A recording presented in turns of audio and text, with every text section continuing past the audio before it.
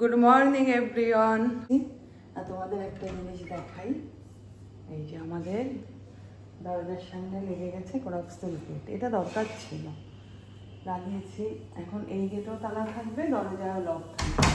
সত্যি কথা বলতে যা চোর ডাকাতের উপদ্রব হয়েছে, বাড়িঘরে একা থাকতে গেলে খুব রিস্ক, তারপরে তালা বন্ধ করে কোথাও যেতে গেলেও খুব রিস্ক। একটা দরজার উপরে ভরসা করাটা এখন খুব চাপে।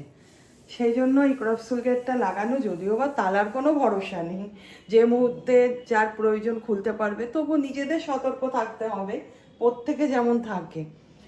বেলটা ভেঙে নেওয়া হয়েছে, আমি ভাঙতে পারি না, যদিও বা অরূপ ভেঙেছে, কিন্তু কালকে কোনো কারণে গোলাতে পারিনি, আজকে বেলটা গোলাবো।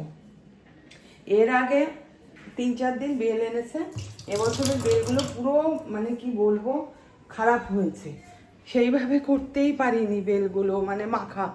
আর আগের দিন একটা খেয়েছি, ওটাও ভীষণ ভালো হয়েছিল, আর আশা করি এটাও ভালো হবে। বেলটা আমার কথা কি বলবো, তোমাদের যত বলবো তত কম হবে। আমি তো এখন বাজে 9:30, ঘুম থেকে অনেক আগে উঠেছি। অনেক গরমে না, যতই এসি চলুক ঘুম হয় না। আমার 5:20-তে ঘুম ভেঙে গেছে, কিন্তু অত সকালে উঠে আমি কি করব? সকালবেলা তো আমার হাঁটতে যাওয়ারও অভ্যাস নেই, সেই জন্য আমি আর উঠিনি। শুয়ে শুয়ে ল্যাদ খেয়ে খেয়ে 7:30টায় উঠে এই যে সমস্ত কাজ কমপ্লিট, বিছনা টিছনা তোলা। আর বাইরেটা জাস্ট দেখো, দরজা জানলা খোলাই যাচ্ছে, কি যে অবস্থা হলো। বর্ষা বৃষ্টির কোনো নামই নেই, লাইট যাচ্ছে দেখো। বাইরে জাস্ট রোদ্দুরটা দেখাই তোমাদের, দাঁড়াও। দেখো রোদ্দুরটার, মিস্ত্রিরা কাজ করছে, রং চলছে সামনে। কি রোদ্দুর উঠেছে, দরজাটা দিয়ে দিই, কিছুতেই খুলে রাখা যাবে না, এত রোদের হিট আসছে। জানলা একটা খুলে দিয়েছি, 12টার সময় ঘর মুছতে আসে মাসি, ঘর মোছা হয়ে গেলে সমস্ত কিছু দিয়ে রাখি। আর আমার এই বেডরুমটা না, জানলা দরজা মানে আর দিয়ে পর্দাগুলো যদি টানা হয় না, সুন্দর ঠান্ডা থাকে। আমার এদিকে সব জানলাগুলো বন্ধ করে দিয়েছি, দিয়ে খুব ভালো হয়েছে, কোনো রোদ্দুরের হিটই আসে না। এসি চললেও মানে আমি দিনের বেলা এসি চালাতেই হয় না, রাত্রে যতই এসি চলুক, অন্যান্য ঘর তো পুরো আগুন হয়ে যায়, কিন্তু এই ঘরটা ভীষণ ঠান্ডা থাকে, খুব ভালো হয়েছে সব জানলাগুলো বন্ধ করে দিয়ে। তো এখন আরও কাজ কমপ্লিট করতে হবে। রাজা তো জিম থেকে এসে ব্যাগ ফেলে রাখে, এখন ওর ওই ঘাম চুমের জামা কাপড় বের করব, আরও জমেছে সব দেবো মেশিনের মধ্যে। আর কি পরিমাণ ঘেমে যাচ্ছি। এই কাপড়টা সেদিন পরে গেছিলাম, তোলা হয়নি, আলমারিতে কোনো জায়গা নেই, খাটের বক্স উঠাতে হবে, একা তো আমি পারবো না, একজনের হেল্প নিতে হবে, রাজা হোক রাজার বাবা হোক, তারপরে এইগুলোকে তুলতে হবে। বেলে মাছ বের করে রেখেছি সকালবেলায় ফ্রিজ থেকে, এখন বের করব তেঁতুল। বেলে মাছ বাবা ফ্রিজের মধ্যে পুরো জাম হয়ে রয়েছে, কেননা কোনো কিছু বাইরে রাখা যায় না। এই ডাল বলো পোকা ধরে যায়, মিষ্টি গ্লুকন্ডি এই ওই সেই কি পিঁপড়ে ধরে যাচ্ছে।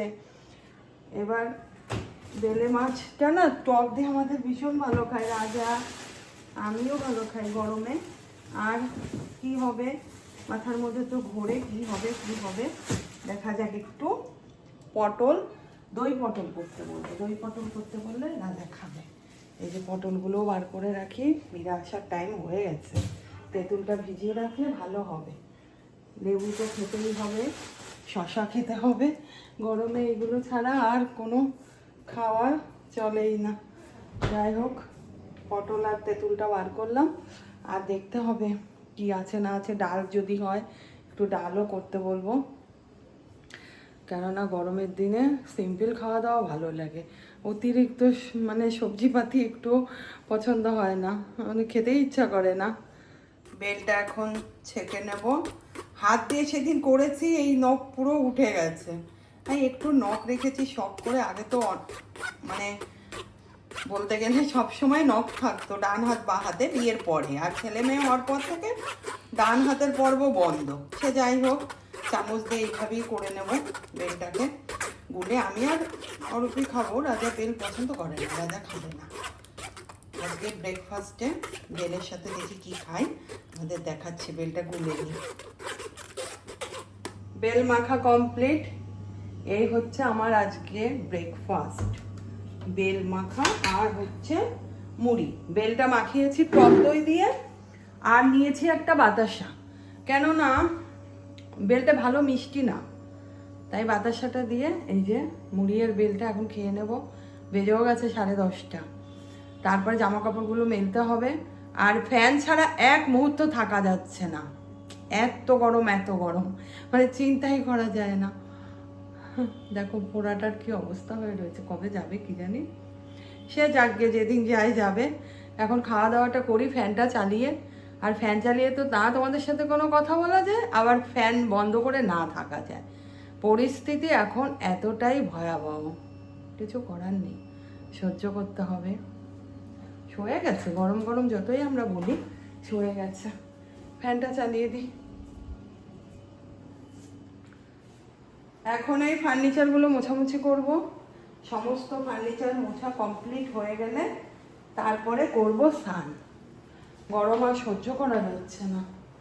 2 ঘরের মোছা কমপ্লিট হয়ে গেছে, আর এই সামনের ঘরটা আর রাজার ঘরটা বাকি আছে। একবারে আলগা ধুলোগুলো ফেলে তারপরে স্নান টান করবো। স্নান করে আবার পরে তোমাদের সাথে দেখা হবে। চলো, এখন 11:30 বাজে, এখনো স্নানে যাইনি। সেই রাজার ঘরে এখন পরিষ্কার করবো। ফার্নিচার মোছা হয়ে গেল, বিছানাটা তো চেঞ্জ করতে হবে। বেশ কতদিন হয়ে গেল চেঞ্জ করাই হচ্ছে না। আর গরমের দিনে মানে রেগুলার ভাবি কি সন্ধ্যাবেলায় রাত্রিবেলা করে দেবো, প্রচণ্ড ল্যাগ লাগে। ওই জন্য বলেছি তুই ওর ফ্রেশ হ, আমি এখন চেঞ্জ করবো ওর চাদর এইগুলো করে।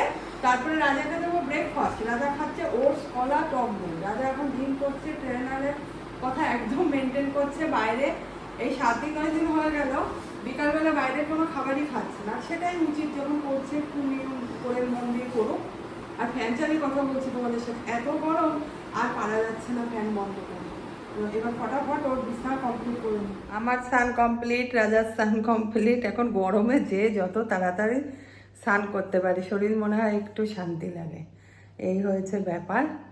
চলো, এখন বাজে কটা, 1টা বাজে। খাওয়া দাওয়া পরে করব। এখন আমরা করব খাওয়া দাওয়া, আর 2টো বাজে। গরম তো সেই লেভেলের, এখানে দাঁড়ানো যাচ্ছে না। মেনুতে কি আছে বলি তোমাদের একবার। মেনুতে রয়েছে রাজার সবচেয়ে প্রিয় টকের বেলে মাছ, যেটা আমারও প্রিয় আর আমার দাদার ফেভারিট, আর সেই ধারাটা রাজাও পেয়েছে।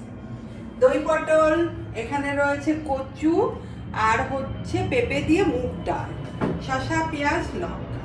চলো এখন তাহলে আমরা খাওয়া দাওয়াটা সারি দিয়ে দেবো। খাওয়া দাওয়া কমপ্লিট, গোছানো গাছানো কমপ্লিট হয়ে গেছে। ঘড়িতে বাজে 2:45। এখন করব রেস্ট। তাহলে আজকে ভিডিওটা এখানেই এন্ড করছি।